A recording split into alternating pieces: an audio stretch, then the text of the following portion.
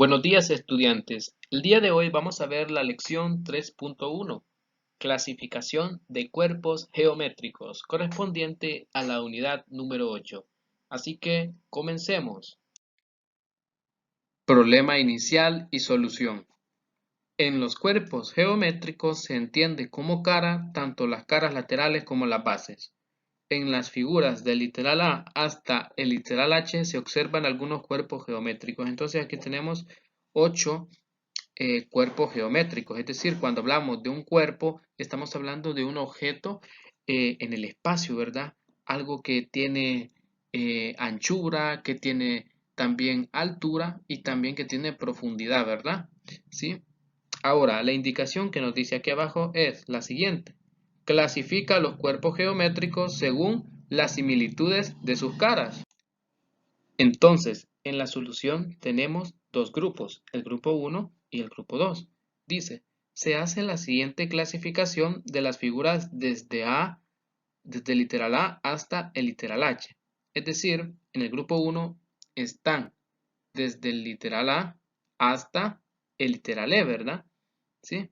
Incluye este prisma rectangular, esta pirámide, ¿verdad? Este prisma triangular, esta otra pirámide y por último este cubo, ¿verdad? ¿Sí?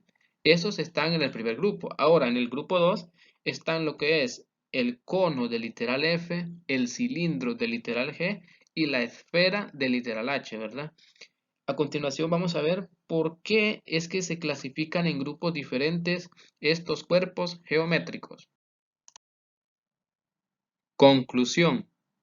Las figuras del literal A hasta el literal D que vimos anteriormente del grupo 1 son llamadas poliedros. La característica de estos cuerpos es que sus caras son figuras planas, por lo general polígonos como rectángulos o triángulos, ¿verdad?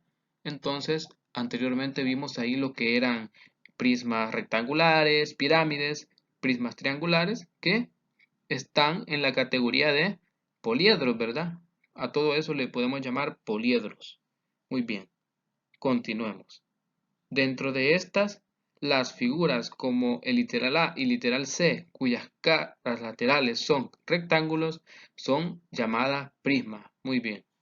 Las figuras como literal B y D, cuyas caras laterales son triángulos, reciben el nombre especial de pirámides. Es decir, si la cara lateral tiene forma rectangular, se le va a llamar prisma. Y si la cara lateral tiene forma de triángulo, se le va a llamar pirámides, ¿verdad? ¿Sí? Así como las pirámides de Egipto. Si además el prisma tiene todos sus lados iguales, es decir, su cara lateral se convierte de rectángulo a cuadrado, entonces se va a llamar cubo, ¿sí? Las figuras desde el literal F hasta el literal H, cuyas caras laterales son curvas, reciben el nombre de cuerpos redondos, ¿sí?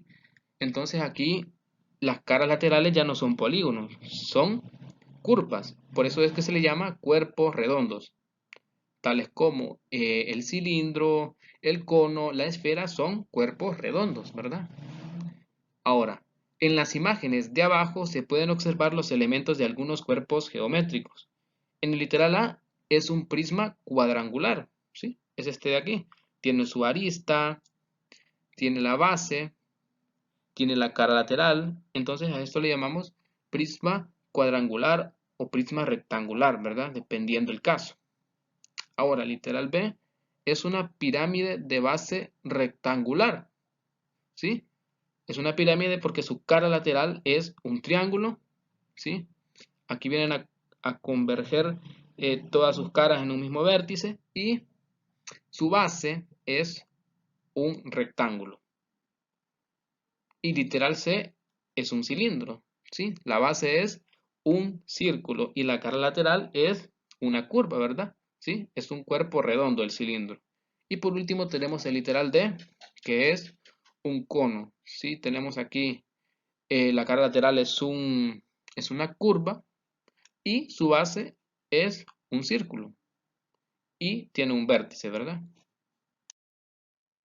Para finalizar con el video vamos a realizar el siguiente ejercicio. Dice, observando los elementos de las imágenes presentadas, literal A, menciona las diferencias entre pirámide y cono, ¿sí? Así que hay que ubicarnos en el gráfico y mirar ahí los cuerpos geométricos y buscar la pirámide en color morado y el cono en color verde, ¿verdad? Entonces hay que encontrar las diferencias existentes entre ambos cuerpos, ¿sí? Así que veamos la solución.